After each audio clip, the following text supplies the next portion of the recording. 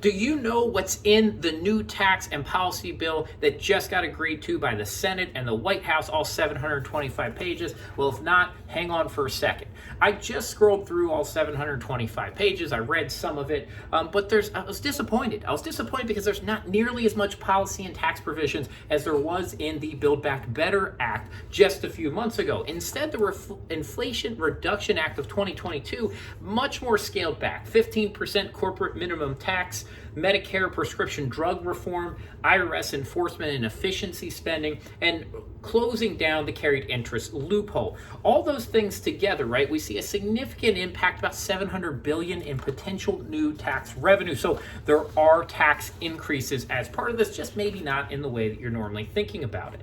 Now, some of the other things that were said about this bill so far is, look, there's no new tax increases for the Americans making under $400,000 a year. That's probably true for the most part, that corporations are going to pay their quote unquote fair share. This is a small group of corporations, right, that would pay a minimum 15% tax. There's some credits in here for electric cars, lower drug and healthcare costs, expansion out of Affordable Care Act, expansion of Part D, low income subsidies. So Medicare Part D, which helps cover your prescription drug costs, adding some additional subsidies in there, making that a little bit easier for people to get by on.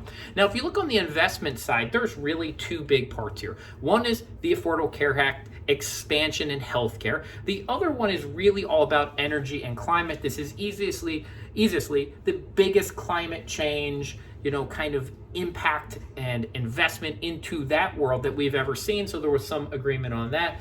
Ultimately, right, this is being positioned as lowering the deficit by about $300 billion moving into the future over the next 10 years. But again, what is gone is almost equally as important. Almost all the major tax provisions we saw in Build Back Better, no child tax credits, no free college, no paid leave. So a lot of those social and policy topics that were really kind of being debated back in December are gone from this bill, a much cleaner version around clean energy and other things.